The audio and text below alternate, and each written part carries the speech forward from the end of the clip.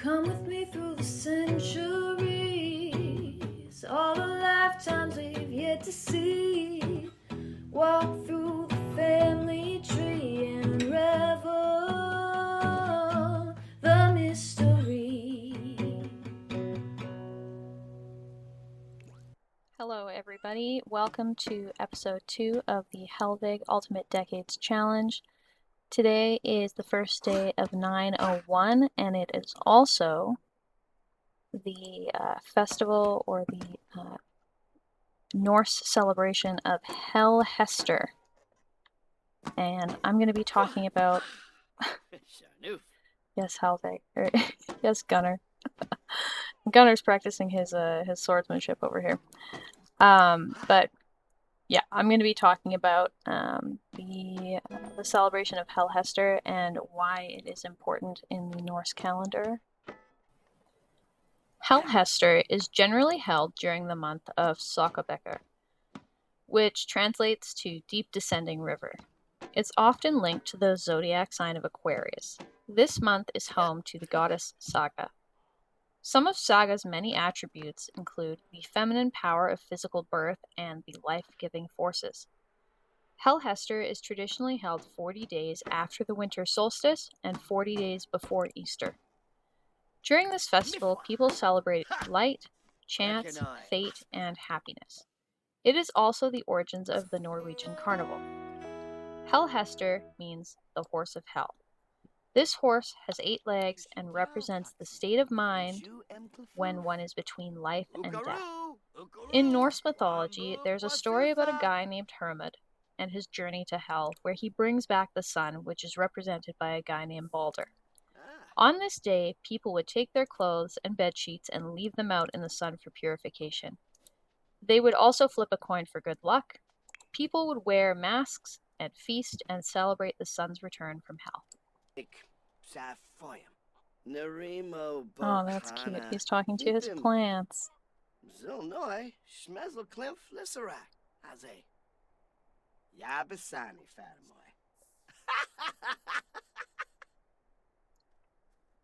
We're just waiting for Ragna to get back.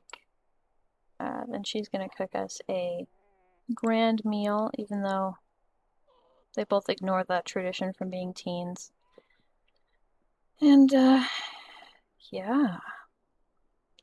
Then we're going to start working on their baby tries, because it's already 9:01 and we have had 0 children yet, which is kind of a problem in this challenge. Okay, so Ragna's we're gonna try and make, what do we have? Okay, we're gonna make a farmer's stew. Okay, we're making our meal. Okay, I don't know who this man is, but I'm just gonna send you home. Gunnar's busy practicing for the raids, and Ragna is making us a meal, which is good. There we go.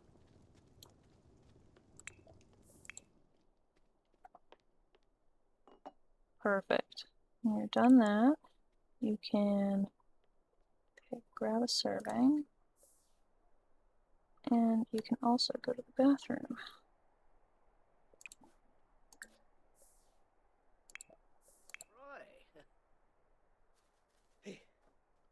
Okay, everybody's going to the bathroom. Alright, well, I'm gonna get back to you guys when we have something interesting happening here. So, see you in a bit. Okay, so I've decided that we are gonna... Whoa. There we go. I've decided that we're gonna go out for Hélhestr. We're gonna go to the community lot, and we're gonna bring our family and friends with us, and we're gonna go celebrate. So first, we gotta figure out how to get everybody in a costume. Okay. Once everybody's in their costumes, perfect. Obviously, these costumes are definitely not time period appropriate, but we're doing the best we can here. Alrighty, we're gonna call this club gathering to a start here. Start gathering. Oh. Okay, apparently we can't gather. Okay, just kidding. Apparently we're gonna go home and then we're gonna gather at our house, I guess. That's kind of lame, but it is what it is. I've never really played that much with clubs before, so I'm not entirely sure how they work. But I will see you guys when I've got the club gathering sorted. Let's try this again. Okay, there we go. People are here for the club gathering. What are you doing? No, you're not going to bed. It's time to chat with people. We've got a... Sure, congratulate him on his engagement. Congratulate her on her marriage. Ask about her day. I need you to...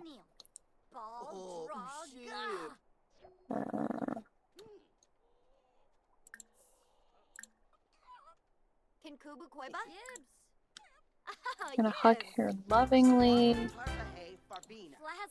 There we go.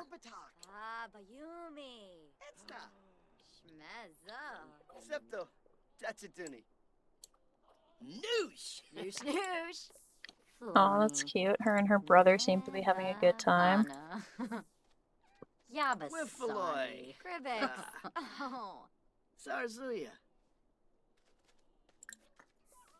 Oh.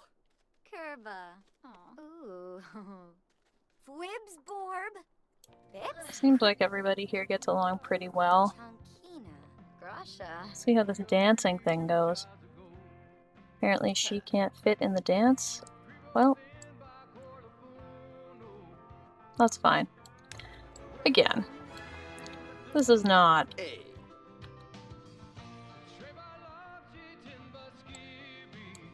This is not, obviously, era appropriate, but it's fun, you know? It's fun, and... Alright, well, Hélhestr is over. It was nice that we got together with some people for our families. And, you know, had a bit of a party. We didn't do any remembering because, nobody here has anybody who's passed away yet, but in future Hélhestrs we will definitely be doing, like going to a graveyard or something like that to remember our loved ones who have passed.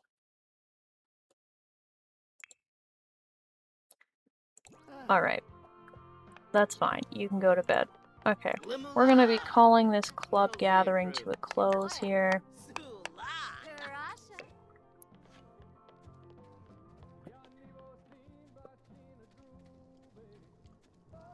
Yeah, I'm just gonna get these guys to bed, make sure they're all sorted for the morning, and then I will see you at our next household. Welcome to day 2. We are now at the Vargason household. I had actually forgotten to get Bjorn and Sif married, so I figured now might be a good time to talk about marriage customs in the Viking era in Norway. In the medieval era, marriage was mainly about forming socioeconomic alliances between families or people groups and controlling sexual activity and reproduction. This was the same in the newly founded Kingdom of Norway. I'm actually going to get them to quickly go do their woohoo before I continue with the Viking marriage culture.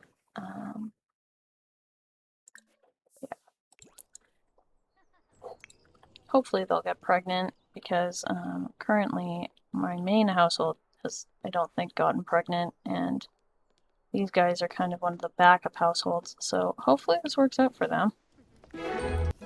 So there's not a lot of information available on the specifics of the ceremony itself for Norway at the time. However, this is what I've found.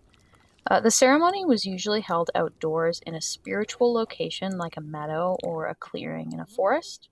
The priest or priestess would sacrifice an animal or two to the gods. A bowl would then be placed under the animals to catch the blood. This blood would then be sprinkled on the newlyweds and guests. The bride and groom would exchange swords and finger rings, and lastly, they would exchange vows. Often, grooms also gifted their new brides a cat for luck in fertility. Weddings were generally held on Fridays for the goddess Frigg, who ruled over fertility. They were also done near the harvest so that food and drink were plentiful. Wedding feasts tended to last a week, and the newlywed couple was also expected to drink together from the bridal ale. Though women had more freedom than in other parts of medieval Europe, they were still expected to be chaste before their first marriage and faithful within their marriage. The reason for this was unwed women were assets to their families because they could fetch a high bride price and be used to create alliances between families. Women were often used as like a peace pledge between two feuding families. Love was not considered that important for creating a marriage, and consent of the bride and groom were often not even required. But it appeared to be strongly recommended that you get the bride's approval prior to a marriage. In a few situations, women were able to pick their own partner. A widow could choose her own new husband, and a woman whose family continued to turn down marriage proposals for her was able to marry the third suitor that was turned down. Women were also able to divorce their husbands if they felt that their marriage was unbearable.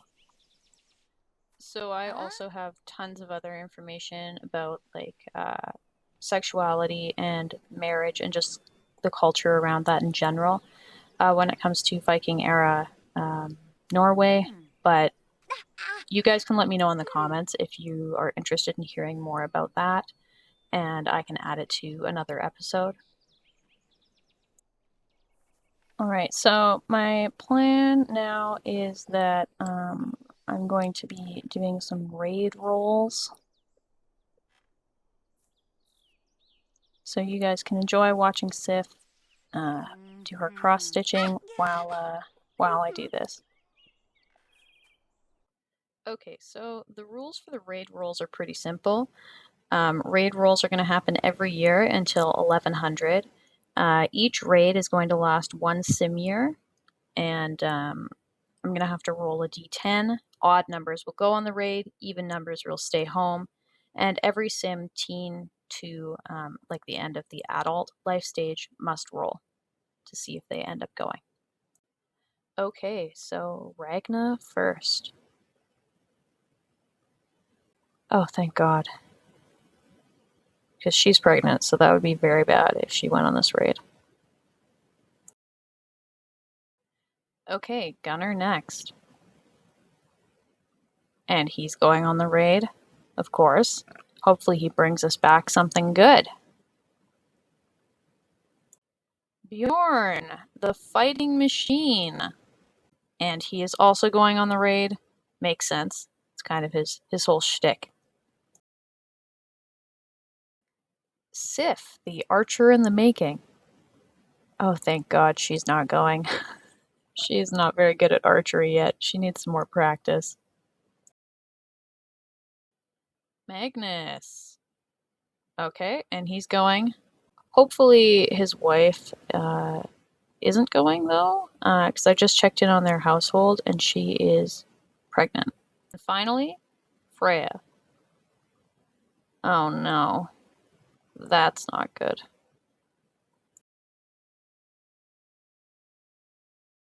Hello, everybody. Welcome to day 3 of 901. Obviously, you just saw the rolls.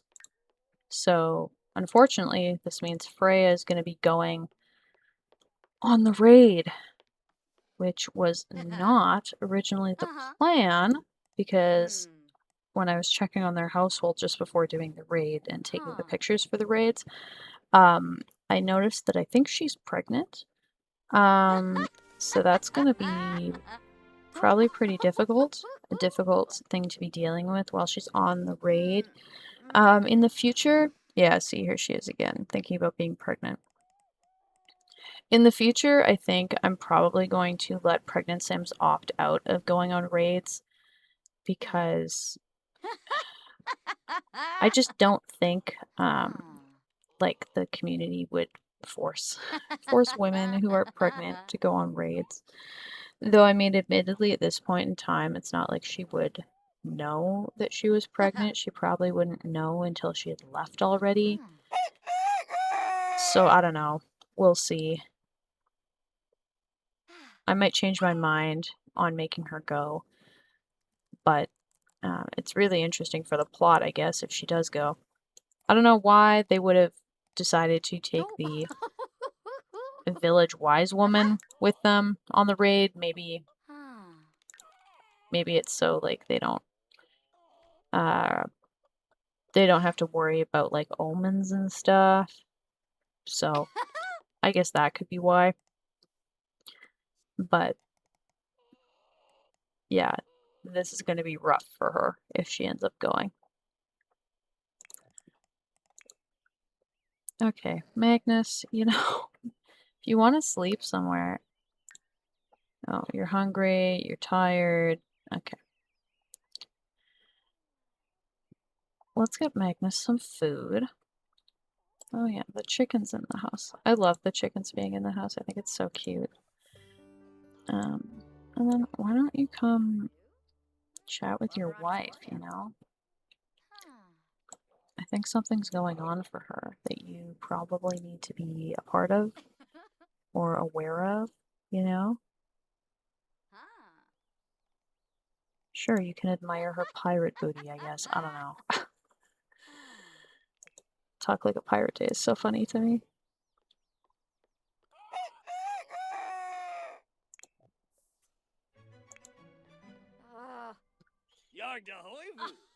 Oh yeah, and the reason they have all those plants here that like they probably wouldn't have had is because she's the village wise woman, you know? So she makes like concoctions and cures and things for the villagers, magical potions. So I gave her all these plants, especially because they're a side household. So we're not going to be making all this stuff like regularly. But you know, if it's relevant to the story, I just like them to have all the materials they would need for that.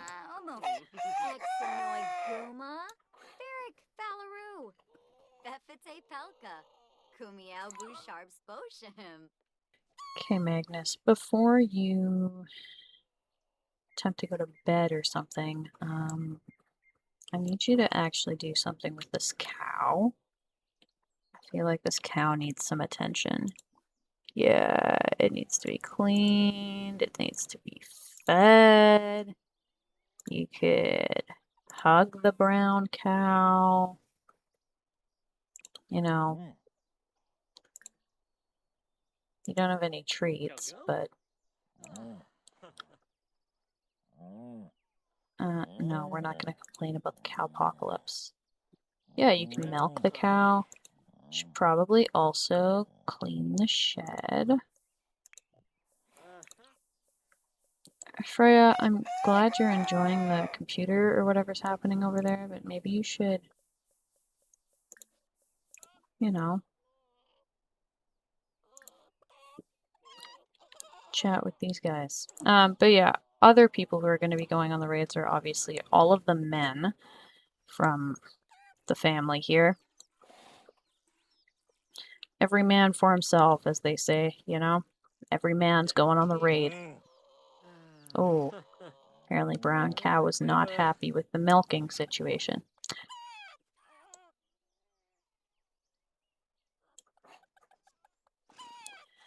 But yeah, so they're just doing their farm chores and stuff. I actually gave both of these guys jobs. Magnus here is a tax collector. This kind of goes with the vibe that I talked about in the last episode, where I said that they probably are like slightly more well off than like other people. Okay, dude, you have to throw it away though. Like, stop taking photos of yourself and throw this away. But yeah, of the vibe that I talked about, where I think they're slightly better off than other households. And obviously, she's the wise woman of the town. Okay, lady, I think you should, maybe you can go foraging. By yourself, please. Washing your hands. Do we have laundry? Yeah. Dude, I'm sorry. But there's things that have to be done here. I did send him out super early this morning to do foraging, so that's why he's so tired. But that is the life, unfortunately. So after you've done the laundry, you can have a nap. Magnus and Freya have a pretty good life, They are well-respected members of their community. They, have a nice home. They both have interesting jobs. I mean, hopefully the raid goes okay. Honestly, I'm super worried about that. But unfortunately, that's just part of the challenge, and that is something that I created, so really I've done this to myself. I took a lot of inspiration from Plum Bob's in the past raids, and we'll see how it goes. I guess while I'm here, I could tell us a little bit more about cultural stuff surrounding just like sexuality and being an adult human being in the Viking era Scandinavia. So another issue that marriage sought to control at this time was a lack of effective birth control. Illegitimate children generally brought hardship to the women and their families. Even if an illegitimate child was recognized by their father, the father and his family were only legally required to provide 2/3 of the support that they would have traditionally provided to a legitimate child. If a child was unacknowledged by the father, the mother's family had to bear the full financial burden of raising them. Women still had relationships out of wedlock if they weren't caught, but it was considered improper for them to accept inheritance from their families if they had been in an extramarital relationship. If a woman was seduced or raped, then there was no penalty and stigma would not be attached to her. For men, if they were caught having relations outside of their marriage, they had to pay a small fine. Unfortunately, for female slaves, like in most places in the past, they were fair game for men. Men could even purchase female slaves specifically for satisfying their sexual desires, which obviously I think is gross, but it is what it was in the time period. A woman could also choose to become a concubine for a man of a higher social status for security purposes. A concubine could legally never become a man's wife, so they were often tolerated by the wives of men within society who had a high social standing. Courting was also not really done because a lover that was slow to propose could be killed by the woman's family so that she and her family could maintain their honor. Honor was very important to the Scandinavians of this time period. And the best place to find a bride was often at a thing. And this was kind of like the equivalent to a local government meeting where men could submit ideas and complaints to their local jarl. Fathers would often bring their daughters along to cook and clean for them, but also to show off their marital skills, which is cooking and cleaning, for suitors. Other places to find a wife included fairs, festivals, ceremonies, feasts, and other social gatherings. Freya looks pretty miserable, to be honest, but I mean, that's the life. That's the Middle Ages life, even as a free person. Uh, no. We're not going to prom. Yes, Freya, I know. You're probably pregnant. You're probably pregnant. Yeah, I'm gonna just let these guys kind of have the rest of their day, and I'll get back to you probably with the main family in the final day of 901. Okay, so I just had Sif come over so we could all meet, and for some reason, Sif became Gunner's soulmate.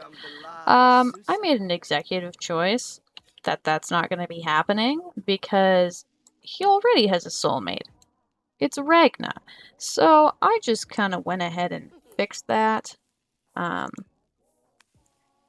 Good news, though, is that Ragna is pregnant. She's in her second trimester, and that's really great. So, I guess she's going to be giving birth at the beginning of 902, which is like, thank God, because I was worried we weren't going to have any babies, for this whole situation. Which is kind of the point of the challenge. The point of the challenge is that you have family and you continue the legacy. I'm not sure what it is that these guys keep making behind my back, but that is not era appropriate, sir. That's okay. Okay, can you try now? Okay.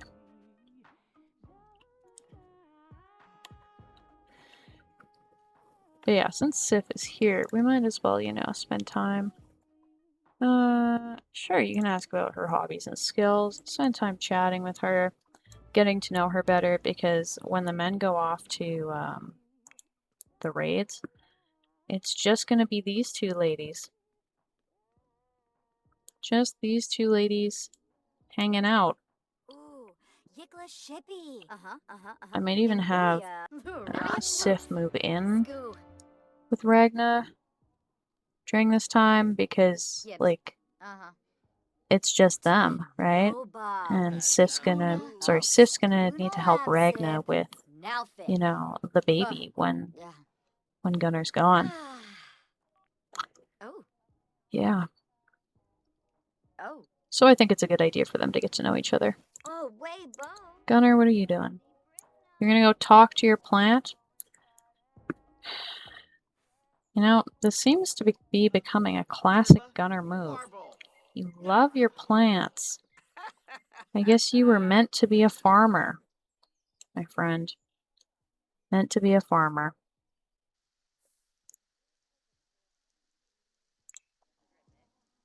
You were gonna go kiss your wife, but now you've opened an umbrella for some reason.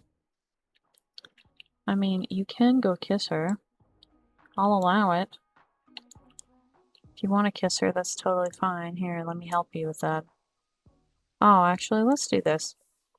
Let's ask to feel the baby. It's so cute. Okay, I want to get a good angle on this. First confirmed pregnancy of the challenge. Sif, I need you to get out of the way. Okay, let's see this.